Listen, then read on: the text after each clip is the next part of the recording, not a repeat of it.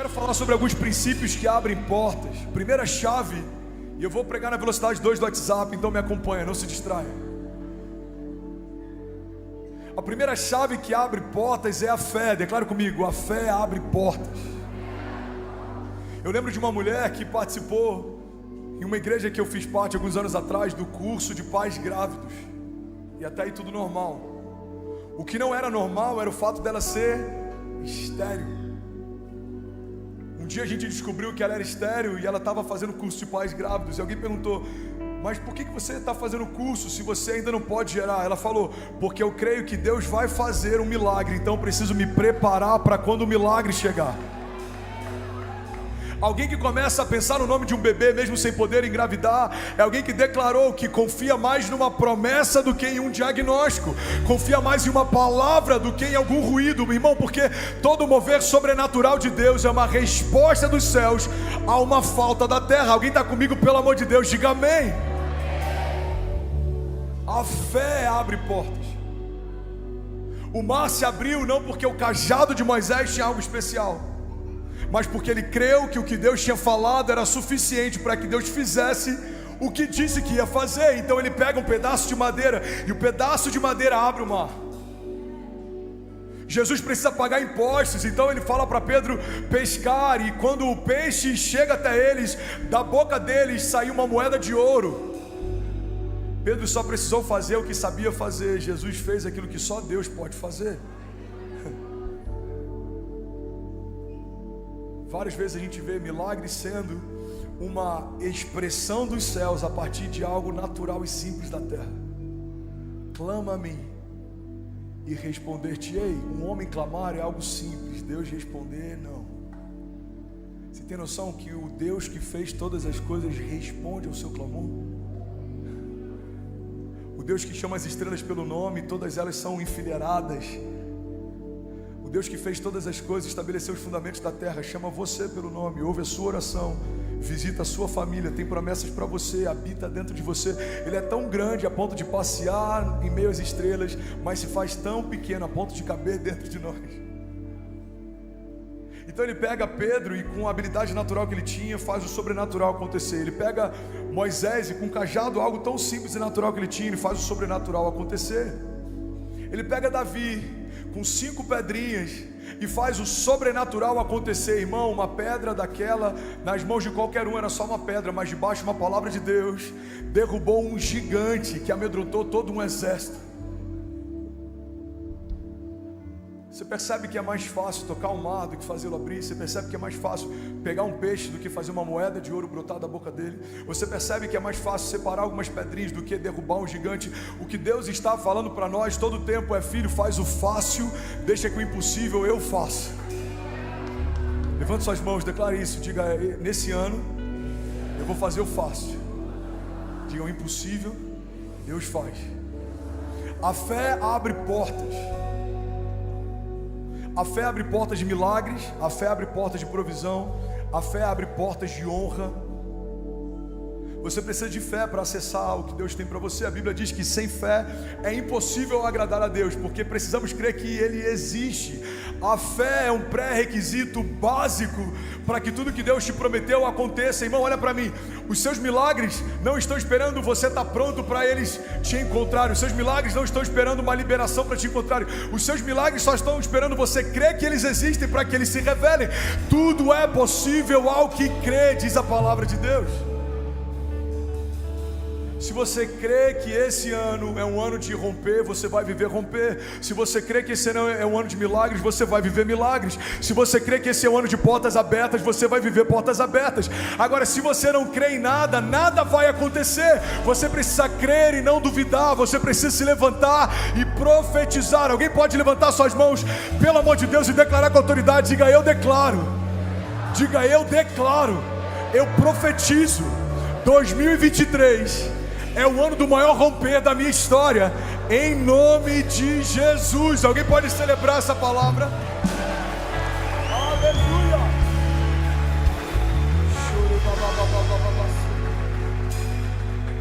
Não se preocupe em como vai ser, confie em quem prometeu. Esquece o como, se agarra ao quem. Como vai ser, eu não sei. Como vai se abrir, eu não sei. Como vai pagar, eu não sei. Como vai acontecer, eu não sei.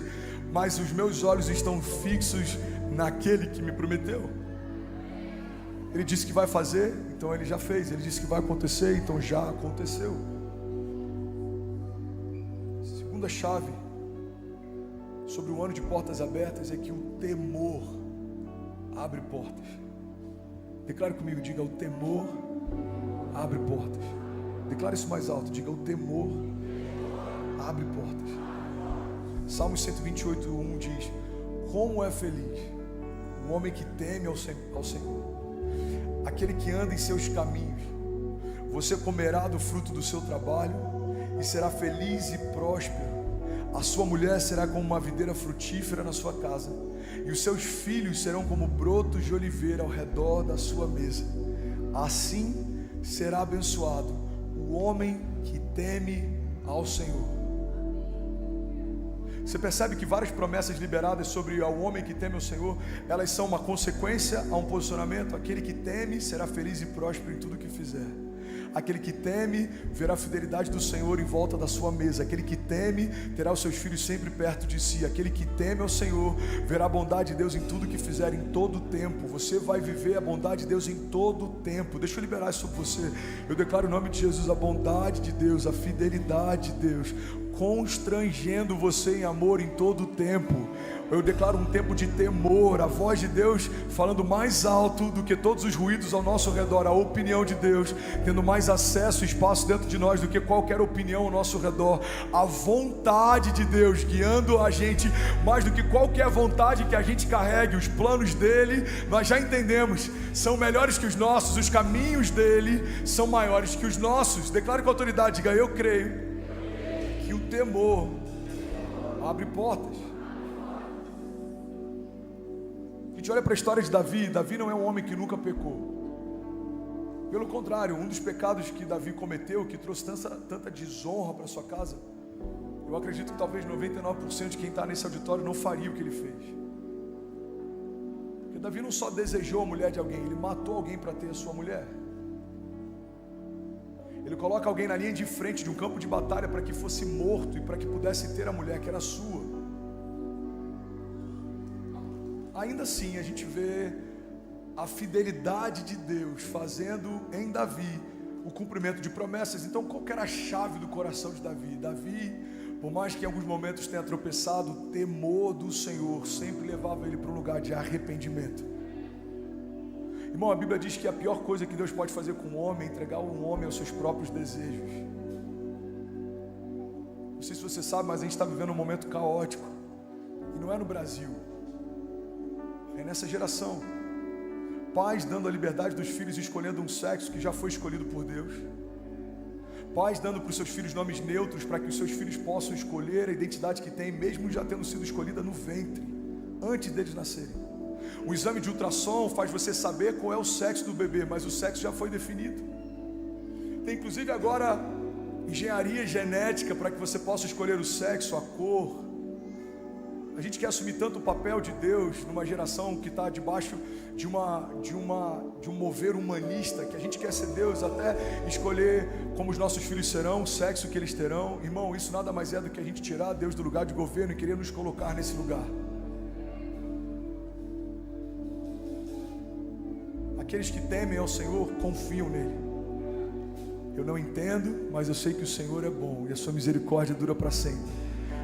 Eu não entendo, mas eu sei que Ele tem caminhos de paz para mim, não de mal. Eu não entendo, mas eu sei que tudo isso está gerando para mim uma glória eterna que pesa mais do que todas as aflições que eu tenho enfrentado. A Bíblia diz que tudo que a gente tem enfrentado tem gerado para nós uma glória eterna que pesa mais do que todas elas. Então quando eu abro mão desse papel de governo e eu deixo Deus ocupar esse papel, eu começo a viver as bênçãos de Deus. Por quê, irmão? Porque agora não é mais você que governa a sua casa, é o Senhor quem governa ela. E em um lugar que Deus governa, não há falta de paz, não há falta de alegria, não há falta de provisão, porque nele não há falta. Nele, tudo que falta em nós transborda dele. Ele é uma fonte inesgotável de vida, ele é uma fonte inesgotável de esperança, ele é uma fonte inesgotável de saúde. Alguém está comigo aqui, pelo amor de Deus? Deus é uma fonte inesgotável. Enquanto eu governo a minha casa, coisas podem faltar. Mas quando Deus governa a minha casa, eu sei que é uma chave que parece simples, mas se todos nós estivéssemos vivendo, a igreja já estaria caminhando em plenitude. O temor ao Senhor. O temor é falar: Deus, eu queria muito ficar com isso, mas o Senhor está pedindo para eu entregar e eu entrego.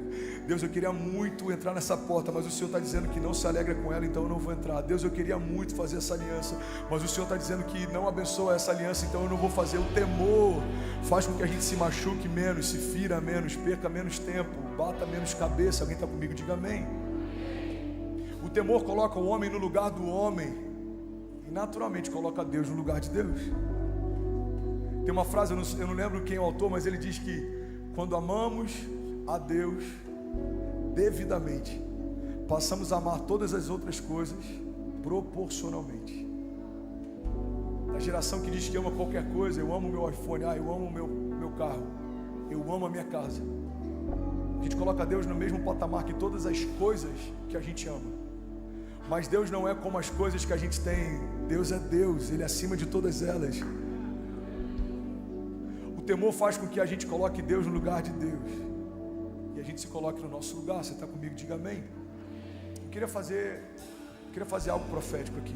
Levante suas mãos, feche teus olhos, declare isso com autoridade. Diga: Pai, eu me arrependo de todas as vezes que eu tentei assumir o controle da minha história, porque eu sei que o Senhor tem o controle sobre ela.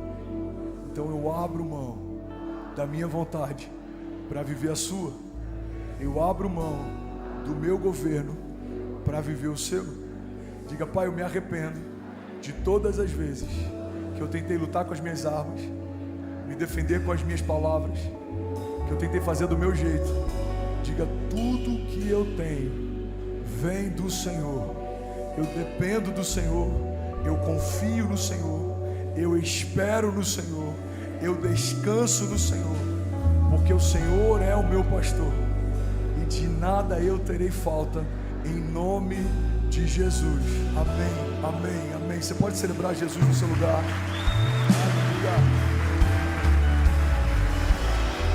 Aleluia, aleluia. Sabe outra chave interessante sobre portas? Quantos querem viver portas abertas nesse ano? Terceira chave para você viver portas abertas é você aprender a se mover na presença, é você aprender a cultivar a presença. Declara comigo, diga: a presença abre portas. Você já foi num shopping, alguma loja bacana, alguma loja chique, que tem uma porta automática, você se aproxima e ela abre? Alguém já viveu essa experiência? Está escrito lá: porta automática. Ela percebe a sua presença e ela se abre. Existe um sensor de presença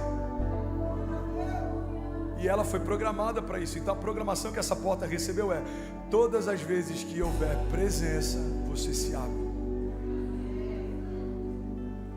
Uma dinâmica natural serve para exemplificar uma dinâmica sobrenatural.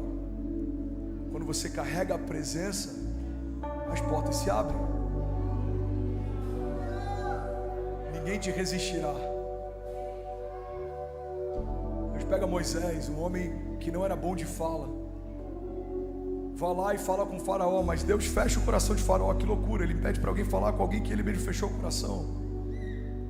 O que abriu as portas para o povo? A presença.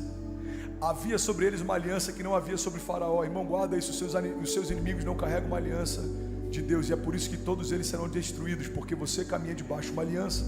Então quando você entra num campo de batalha, a presença que você carrega abre portas de milagre. Eu lembro que eu ouvi ou li algo uns anos atrás de um pastor americano, e que me impactou tanto. Ele falou sobre a necessidade, a importância da gente ter a consciência da presença. Irmão, olha para mim, não se distraia. Ele falou: todos nós carregamos a presença, mas ela não se revela em todos os lugares. Todos nós estamos envolvidos pela presença, mas ela não se manifesta em todos os lugares. Ele falou, e eu percebi que mesmo nós cristãos que creem que carregam a presença nem sempre caminham debaixo de uma consciência que carregam a presença. Então ele começou a fazer um exercício, e em até lugares simples, às vezes antes de entrar no mercado, antes de entrar numa farmácia, no carro dele ele trazia consciência: eu carrego a presença do Deus vivo, algo vai acontecer. Pai, eu trago a consciência, eu sei que o Senhor está aqui, eu sei que o Senhor é poderoso para fazer algo sobrenatural acontecer, então manifesta o seu poder. E ele deu testemunho que em vários lugares aconteceu dele entrar e alguém ficar paralisado e falar: tá tudo bem? E alguém falar: você tem algo diferente. O que você tem? A presença. A presença abre portas. Declara isso comigo, diga: a presença abre portas. É tão interessante, irmão, porque tem portas que inclusive elas só abrem pela presença. Algumas você até consegue forçar. O problema é que com muita facilidade alguém pode fechá-las. Algumas você consegue até empurrar e forçar acesso, mas a presença, ela não só abre portas, ela escancara elas. Nada vai parar alguém que se move debaixo da presença do Deus vivo. Você recebe isso? Diga amém. A Bíblia diz que os discípulos estavam a noite inteira tentando pescar e não pescavam nada. Olha que forte isso, irmão. Eles estavam a noite toda tentando pescar. Fala comigo. Pescar o que, gente? Amém. Alguém falou alguma coisa estranha aqui. Nada? Ah, boa. Eu entendi costela da Outback. Eu falei, deve ser minha mente de gordinho. Mas... eles estavam tentando pescar peixes. E a Bíblia diz que eles não conseguiram pescar nada. Aí Jesus aparece na beira do mar. E aí, quando os discípulos vêm, se não me engano, João fala para Pedro: eu acho que é ele, eu acho que é o mestre. Pedro coloca a roupa e se lança no mar, vai nadando em direção ao mestre. Quando eles chegam lá, você sabe o que havia esperando eles? Em terra, uma fogueira com peixe e pão sobre as brasas. Irmão, guarda isso em nome de Jesus. Tudo aquilo que eles demoraram horas tentando conquistar e não conseguiram, já estava pronto com Jesus, esperando eles chegarem. A presença de Jesus carregava tudo aquilo que eles precisavam. A presença de Jesus carregava tudo aquilo que eles desejavam. Irmão, olha para mim.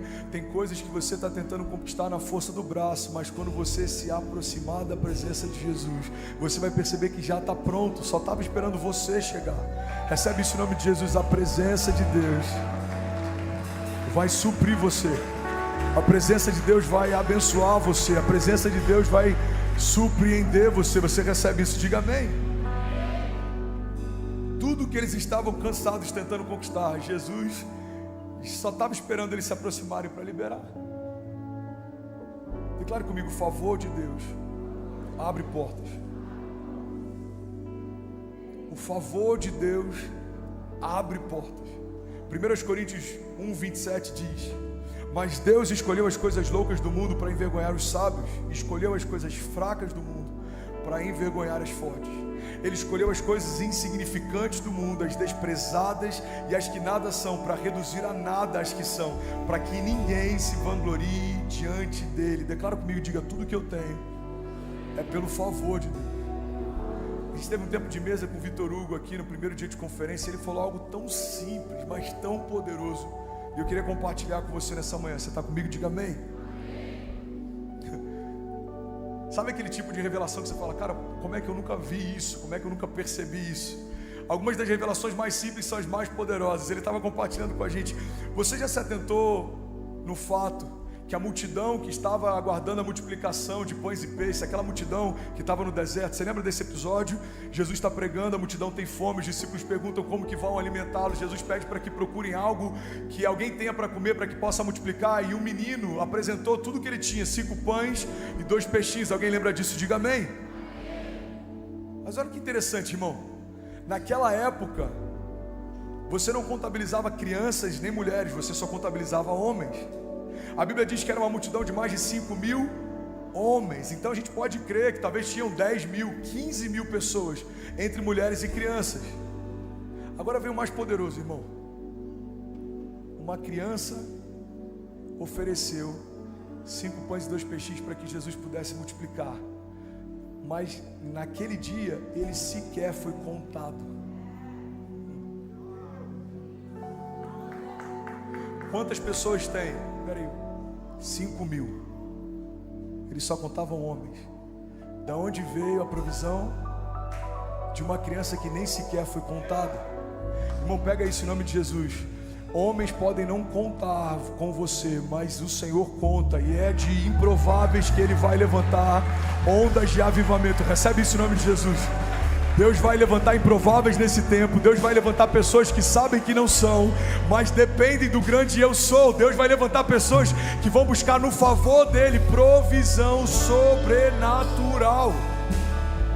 O menino é falado até hoje, milhares de anos depois, como alguém que foi o precursor de um avivamento, de um milagre, de uma multiplicação, e ele sequer foi contado. Irmão, olha para mim, não se preocupe se algumas pessoas não têm contado você, percebido você, não têm honrado você, não têm entendido o que você carrega, não acreditam naquilo que você se move, porque o Senhor, Ele está te vendo, Ele sabe quem você é, Ele sabe o que você carrega, e é o favor dEle que vai te colocar em lugares altos. Alguém crê nisso? Diga, eu creio. Diga que o Senhor me vê em todo tempo. Diga, eu creio que a bondade e a fidelidade do Senhor me acompanharão todos os dias. Diga, eu creio que homens podem até não contar comigo, podem até fingir que não me veem, serem indiferentes àquilo que eu carrego. Diga, mas o Senhor me vê em todo tempo. Você pode celebrar Jesus no seu lugar. Aleluia. Eu preciso terminar essa palavra. Tudo que você está vendo é favor, irmão. Fala para quem está do seu lado. Tudo que você tem é pelo favor de Deus. O ar que você respira é favor de Deus. Seu coração está batendo? Bota a mão nele aí, vê se está batendo. Está batendo? O meu quase parou em 2018. Sabe por que ele continua batendo? Favor de Deus. A revelação que Ele te dá, as portas que Ele abre, os milagres que você vive, os livramentos que você vive. Declare com autoridade, diga, tudo isso é favor de Deus. 1 Coríntios 1:20 diz, onde está o sábio? Onde está o erudito? Onde está o questionador dessa era? Acaso não tornou Deus louco a sabedoria desse mundo? Visto que na sabedoria de Deus, está bem esticado isso aí, visto que na sabedoria de Deus, o mundo não conheceu por meio da sabedoria humana, agradou a Deus salvar aqueles que creem por meio da loucura da pregação. Os judeus pedem sinais miraculosos, os gregos procuram sabedoria. Nós, porém, pregamos a Cristo crucificado, o qual de fato é escândalo para os judeus e é loucura para os gentios, mas para aqueles que foram chamados, tanto judeus como gentios, tanto judeus como gregos, Cristo é o poder de Deus e a sabedoria de Deus, porque a loucura de Deus é mais sábia que a sabedoria humana, e a fraqueza de Deus é mais forte que a força do homem. Irmãos, agora vai pegar muito empresário, muita gente hypada, muito influenciador de Alphaville. Você está comigo? Diga amém. Irmãos, pensem bem no que vocês eram quando foram chamados. Poucos eram sábios segundo os padrões humanos, poucos eram poderosos, poucos eram de nobre nascimento, mas Deus escolheu as coisas loucas do mundo para envergonhar os sábios, escolheu as coisas fracas do mundo para envergonhar as fortes. Ele escolheu as coisas insignificantes do mundo, as desprezadas e as que nada são, para reduzir a nada as que são, para que ninguém se vanglorie diante dele. Levante suas mãos em nome de Jesus, declare com autoridade, diga, Pai, eu declaro para o céu ouvir, para a terra ouvir e para todo o inferno ouvir. Diga, eu entendi e eu confesso que tudo que eu tenho é favor de Deus. Diga, todo milagre, toda porta aberta, cada livramento, cada provisão, diga, tudo isso é pelo seu favor, Jesus. Diga, e esse ano o seu favor vai abrir portas de milagres em nome de Jesus. Se você crê nisso, diga amém. Aleluia. Aleluia. Vou finalizar. Alguém me dá 8 minutos para eu terminar essa palavra. Alguém está comigo aqui, pelo amor de Deus? Alguém está recebendo algo de Deus nessa manhã? Declare com autoridade, diga: milagres abrem portas. Tem muita gente esperando a porta se abrir para o milagre acontecer. Mas muitas vezes a gente viu Deus gerando milagres para que portas sejam abertas. Davi viveu o milagre de matar um gigante, a porta do reino se abriu. José viveu o milagre de revelar um sonho, o governo se abriu. Se não fosse a prisão de Paulo, Paulo não teria pregado para o imperador. E provavelmente não teria escrito algumas revelações que fazem parte, grande parte do Novo Testamento. Se não fosse a prisão de José, José não teria governado no Egito. Se não fossem as ursas e os leões que atacavam Davi enquanto ninguém via, Davi não teria ousadia para enfrentar o gigante enquanto todo mundo olhava para ele. Se não fosse a tempestade, irmão, Pedro não teria andado sobre as águas. Se não fosse a fome, talvez Jesus nunca teria multiplicado os pães e peixes. Se não fosse a falta, talvez o primeiro milagre não teria sido Jesus transformando água em vinho. Se não fosse a cruz, nós não estaríamos de pé. Tem portas que vão se abrir quando o seu milagre acontecer. O seu testemunho vai abrir portas. O seu testemunho vai abrir portas. Alguém recebe isso?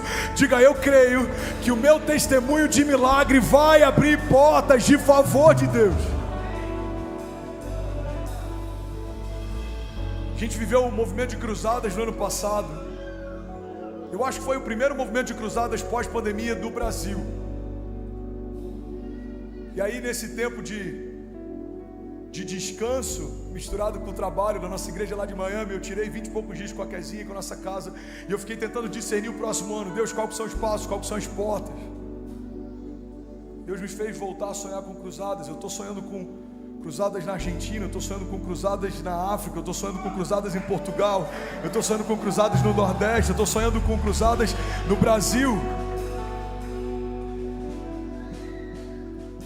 Eu estou sonhando com cruzadas, irmão, que eu creio que vão marcar esse tempo, que vão marcar essa geração.